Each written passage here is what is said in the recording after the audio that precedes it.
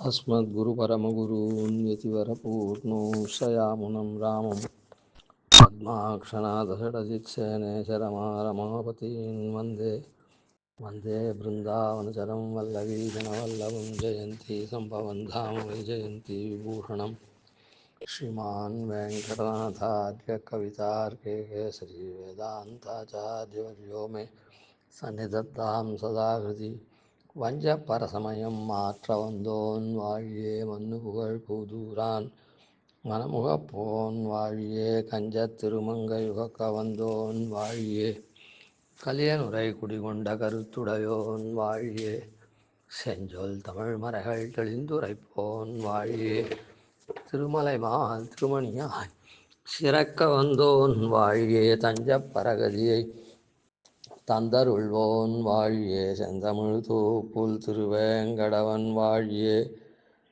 வஞ்ச பரசமயம் மாற்ற வந்தோன் வாழியே. நம்ம வேத மார்க்கம் தெரியாம சுதந்திரமாவோ வேதத்தை ஒத்துக்காதையோ இல்லை வேதத்தை ஒத்துண்டோ அந்த மார்க்கத்தை சரியாக தெரிஞ்சிக்காம நம்மளை வஞ்சிக்கிறாளே அந்த மதத்தெல்லாம் மாற்ற வந்தவன் அப்படின்னு சொல்லி அப்படி அந்த வஞ்சிக்கக்கூடிய கொள்கை மற்றவரை ஏமாற்றக்கூடிய கொள்கை இருக்குதே அதெல்லாம் மாற்றி அமைத்து சரியான பாதையை காமிக்கக்கூடிய சுவாமி வாழியே அப்படின்னு சொல்கிறோம். அதனால் இந்த இடத்துல ஜைன மதத்தை கண்டிச்சாவிட்டு பாஸ்கர மதம் யாதவ மதம் அப்படின்னு இதுவும் ஒரு இதில் அத்வைத்தமாக இருக்கக்கூடிய சங்கர மதம் இருக்குது. அது போலன்னு ஒரு உதாரணத்துக்கு சொல்கிறேன். அதுக்கு வித்தியாசம் இருக்குது. ஏன் அப்படின்னு சொன்னால் பாஸ்கர மதத்தில் ஜீவனும் பிரம்மமும்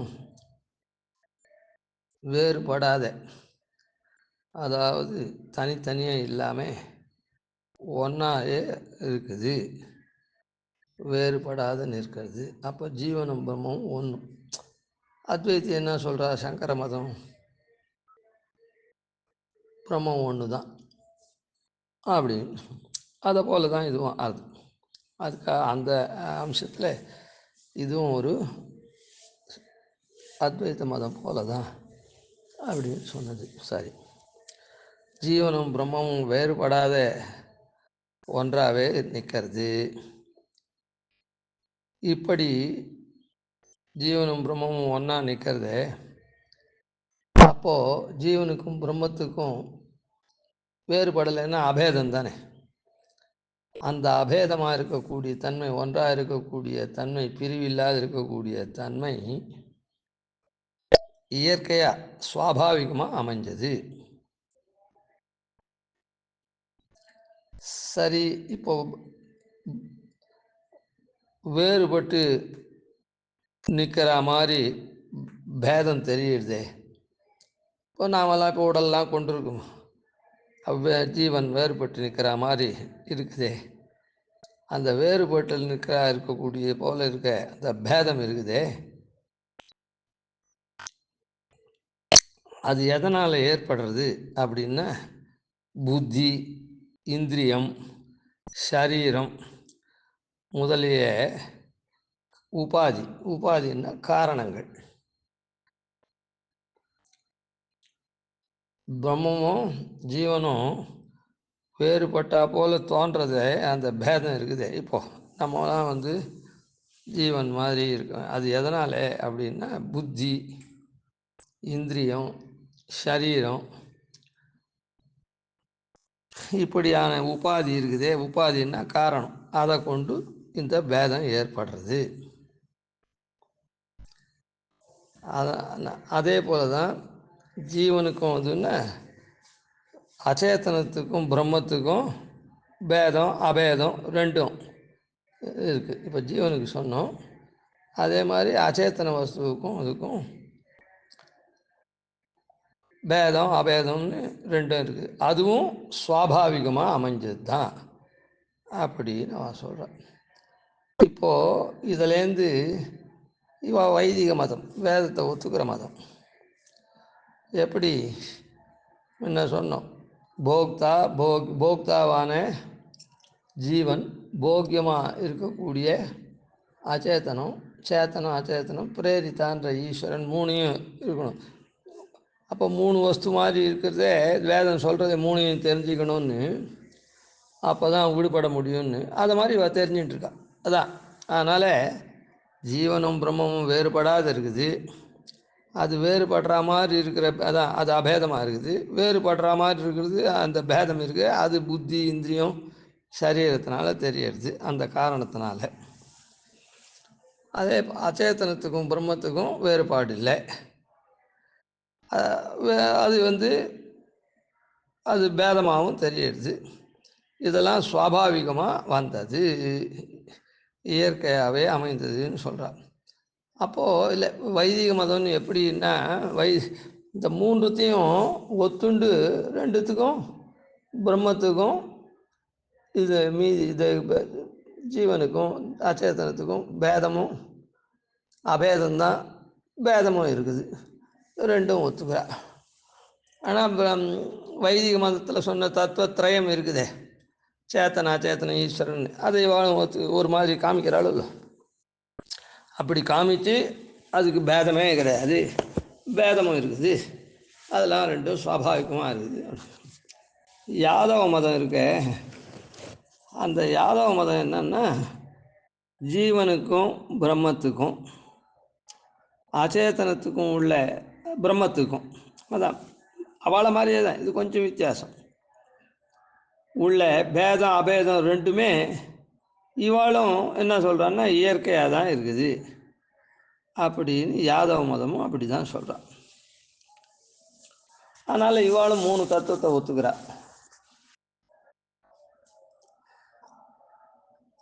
அதனால் இவ அந்த வேதத்தை ஒத்துண்டு அந்த 3த்தை ஒத்துண்டு அது பேதமாகவும் இருக்குது, இல்லை அபேதமாகவும் இருக்குது, அதெல்லாம் சுவாபாவிகமாக இருக்குதுன்னு சொல்கிறா. இவ்வளோதான். அதை போல தான் அவளை போல தான் அத்வைதிகளை போல தான். இப்போது இந்த பாஸ்கர யாதவ மதத்தை இதுக்கு என்ன மதம்னு பேருன்னா அத்வைத மதம் இல்லை, பேதாபேத மதம். இவாள் பிரதானமாக சொல்கிறது பேதமும் இருக்குது அபேதமும் இருக்குது, அது சுவாபாவிகமாக இருக்குன்றாலும் அவள் என்ன சொல்கிறா, பிரம்மம் ஒன்று தான் சத்தியம், உலகமெல்லாம் பொய், அந்நியத் சர்வம் மித்யான்னு சொல்கிறா. ஆனால் அந்த அது அந்த மாதிரி தெரியுது, வியாபார சத்தியத்தில் இருக்குது அப்படி இப்படின்னு சொல்கிறதுனால அது ஒன்று தான் மீதி எல்லாம் பொய்ன்னு சொல்கிறதுனால அத்வைத்தம்னு அது. இது பேதாபேத மதம். பிரம்மத்துக்கும் சேத்தனா சேத்தனத்துக்கும் பேதமும் இருக்குது அபேதமும் இருக்குது அப்படின்னு சொல்கிறதுனால இது பேதாபேத மதம்னு சொல்லுவார்கள். சரி, இந்த பாஸ்கர யாதவ மதத்தை பேதாபேத மதத்தை கண்டிக்கிறார் இந்த அதிகாரத்தில், அடுத்த அதிகாரத்தில். அதில் முதல் பாசுரம் அதை சங்கிரகமாக முதல் பாசுரத்தில் சொல்கிறார், அப்புறம் சங்கிரகிச்சு கடைசி பாசுரத்துலையும் சொல்கிறார். இந்த அதிகாரத்தில் என்ன பண்ண போகிறோம்னு சங்கிரகமாக சொல்கிறார், இந்த அதிகாரத்தில் என்ன பண்ணோம் அப்படின்னு சொல்கிறார் சங்கிரகமாக. அதை தான் நம்ம பார்த்துட்டு வரோம். இதில் ஆரம்ப பாசுரம், ஏகாந்திகம் ஒன்றுமில்லை என்று ஆசையை தாமுடுப்பார் சோகாந்தமாக துறப்புண்ட பின் தொழில் வைதிகமென்னு ஏகாந்திகள் சொன்ன ஈசன் படியில் விகற்பமென்னும் லோகாந்த வீணர்த்தம் வேதாந்த வார்த்தை விளக்குவமே. ஏகாந்திகம் ஒன்றுமில், அதாவது இந்த ஆரம்ப பாசுரத்தில் பூர்வ அதிகாரத்துக்கும் இந்த அதிகாரத்துக்கும் சங்கதி. பூர்வத்தில் யாரை கண்டித்தோம், இப்போ இதில் யாரை கண்டிக்க போகிறோம் அப்படின்னு சொல்கிறேன். அதுக்கும் இதுக்கும் தொடர்பை சொல்கிறேன். அதனால் பூர்வ அதிகாரத்தில் ஜைன மதத்தை கண்டித்தார். அதனால் இப்போ அதை முதல்ல சொல்லிவிட்டு அதுக்கப்புறம் பாஸ்கர யாதவ மதத்தை கண்டிக்கிறோம் இதில் அப்படின்னு சொல்கிறேன். ஏகாந்திகம் ஒன்றுமில்லை என்று ஆசையை தாம் உடுப்பார், சோகாந்தமாக துறப்புண்டபின் தொழில் வைதிகமென்னு ஏகாந்திகள் சொன்ன ஈசன் படியில் விகற்பமென்னும் லோகாந்த வீணர்தம் வேதாந்த வார்த்தை விளக்குவமே. ஏகாந்திகம் ஒன்றுமில்லை என்று, ஏகாந்திகம் ஒரு வஸ்துவுக்கும் ஏகாந்திகம் ஒன்றுமில்லை என்று, ஒரு வஸ்துவும் ஒன்றும் ஏகாந்திகம் இல்லை. ஒரு வஸ்துவும் ஒரே விதமான சுபாவத்தை உடையது அன்று அப்படின்னு சொல்கிறேன். ஏன்னா அவள் நித்தியமாகவும் இருக்குது, அநித்தியமாகவும் இருக்குது, சிறுசாகவும், ஜீவன் கொசு அளவும் இருக்குது, யானை அளவும் இருக்குது, இப்படி தானே சொல்கிறா. அப்புறம் பூமி விழுந்துட்டே இருக்குது அப்படின்லாம் சொல்கிறாலும் இல்லை, பாரம் தாங்க. அதனால் ஒரு ஏகாந்திகம் ஒன்றும் இல்லை என்று, ஒன்றும் ஒரு வஸ்துவும் ஏகாந்திகம் இல்லை என்று, ஒரே விதமான சுபாவத்தை உடையது அன்று என்று கூறிக்கொண்டிருந்து, அவ யார் அப்படி சொன்னவா அப்படின்னா, ஆசையை தாமுடுப்பார். ஆசை அப்படின்னா என்ன அர்த்தம்னா திக்குன்னு அர்த்தம். ஆசைனா திசைகள். அந்த ஆசையை தாம் உடுப்பார், ஆசையை உடுப்பார் தாம். திசைகளையே ஆடையா உடுத்திக்கிறவா ஜைனர்கள், அதாவது திகம்பர சுவாமிகள். அவள் ஆடையை உடுத்திக்க மாட்டாள், திக்கையே ஆடையா உடுத்திப்பாள். திக்கையே ஆடையா உடுத்திப்பான்னா 8 பக்கம் தூரம் சுற்றி எல்லா இடத்துலையும் திக்கு இருக்குதோ இல்லை, அவளை சுற்றி திக்கு இருக்குது, அதுதான் அவளுக்கு ஆடை. அதுதான் திக்கு அம்பரம். திக்குன்னா 8 திக்கு, அம்பரம்னா ஆடை. அதனால் அந்த திகம்பர சாமியார்கள் அவள்லாம் திகம்பர சாமியார்.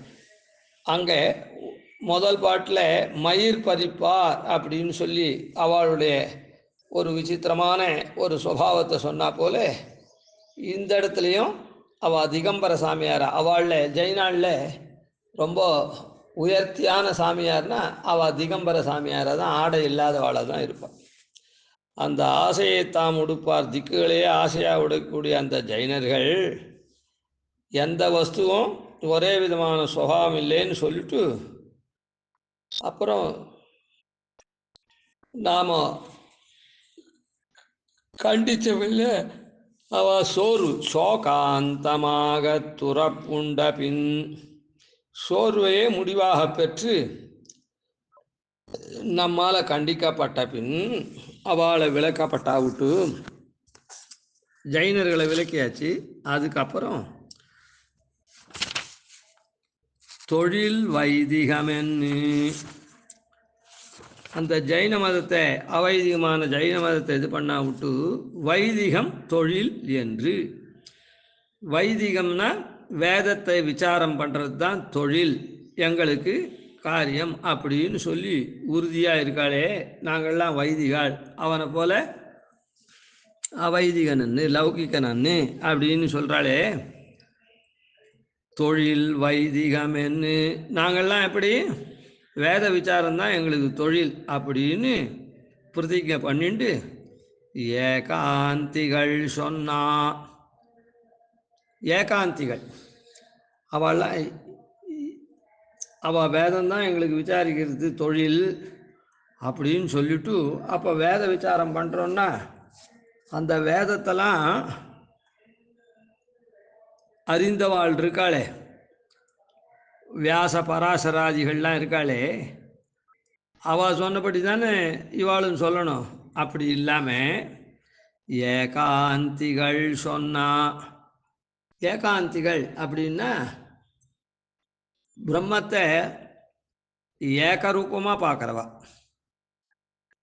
பிரம்மத்தை ஏகரூபமாக பார்க்குறவா யார்? வியாசர் பராசரர். அவள்லாம் வியாசர் பிரம்மசூத்திரத்தில் சொல்லிருக்கார், பராசரர் விஷ்ணு புராணத்தில் சொல்லிருக்கார். அந்த அவள்லாம்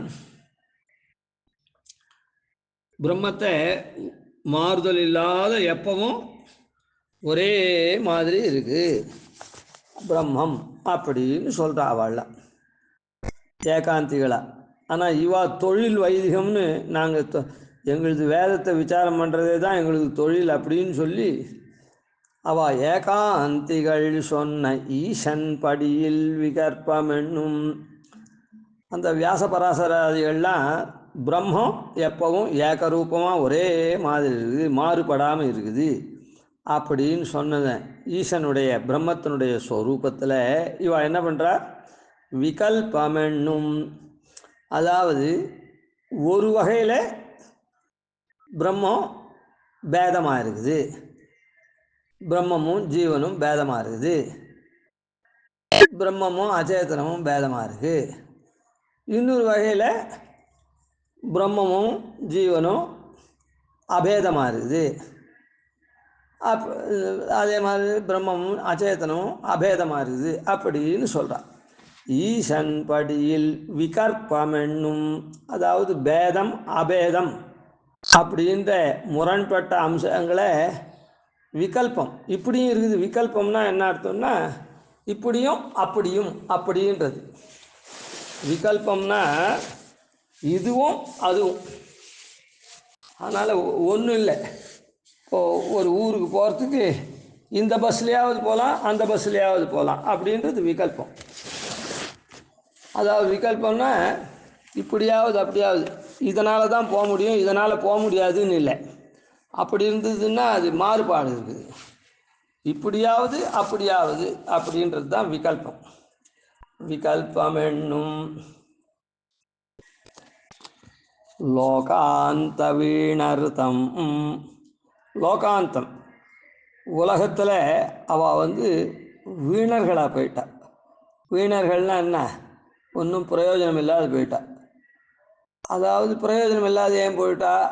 அறிவற்ற வார்த்தையெல்லாம் சொல்கிறா.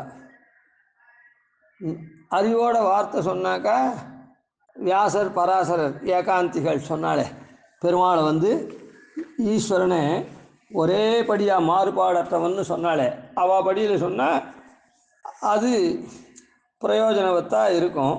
ஆனால் இப்போ என்ன பண்ணிட்டா இவா லோகாந்த உலகத்தில் அறிவற்றவர்களான பயனற்றவர்கள் ஆயிட்டா. லோகாந்த வீணர்த்தம் அப்படிப்பட்டவாளுடைய வேதாந்த வார்த்தை. அவள் என்ன சொல்கிறான்னா, நாங்கள்லாம் வேதத்தை தான் அர்த்தமாக சொல்கிறோம் அப்படின்னு சொல்லிட்டு இருக்காளே, அந்த அதில் சொல்லிருக்கிறதுன்னு சொல்லிட்டு அந்த வேதாந்த வார்த்தை விளக்குவம் கண்டிப்போம் அப்படின்னு சொல்கிறது. இதனால் என்னென்னா, பூர்வ அதிகாரத்தில் திகம்பரராக இருக்கக்கூடிய அந்த இவாளை கண்டித்தோம். ஒரு வஸ்துவும் ஒரே மாதிரியான சுபாவம் கிடையாது அப்படின்னு சொல்லக்கூடிய திகம்பராளாக இருக்கக்கூடிய அவளை கண்டித்தோம். இந்த அதிகாரத்தில் இந்த ஏகாந்திகள் சொன்ன பிரம்மம் ஒரே மாதிரியான மாறுபாடு அடையாது இருக்கக்கூடிய வஸ்துன்னு சொன்னதில் விகல்பிச்சு சொல்கிறாளே, மாறுபடவும் படும், பேதமும் இருக்கும் அபேதமாகவும் இருக்கும்னு. ஆனால் நாங்கள்லாம் வைதிக மதம் தான், வேதத்தை தழுவி தான் வார்த்தை சொல்கிறோம் அப்படின்னு சொல்கிறாளே, அவளுடைய வேதாந்த வார்த்தை இருக்குதே, இதுதான் வேதத்தில் சொல்லியிருக்குன்னு சொல்கிற வார்த்தை இருக்குதே, அதை விளக்குவோம், கண்டிப்போம் அப்படின்னு சொல்கிறார். மேலே முடிவு பாசுரத்தில் என்ன சாய்க்கிறார்ன்றது நாளைக்கு அனுசந்தானம். கவிதார்க்கிக சிம்மாய கல்யாண குணசாலினே ஸ்ரீமதே வெங்கடேசாய வேதாந்த குரவே நமः. ஆதிவன் ஷடகோபாதீனதிவர்யான் பஜே நிஷம் श्रीरङ्गपूर्वषडजित्यधीशानपदाश्रयं श्रीवत्सवंशतिलकं वन्दे श्रीकृष्णदेशिकम्.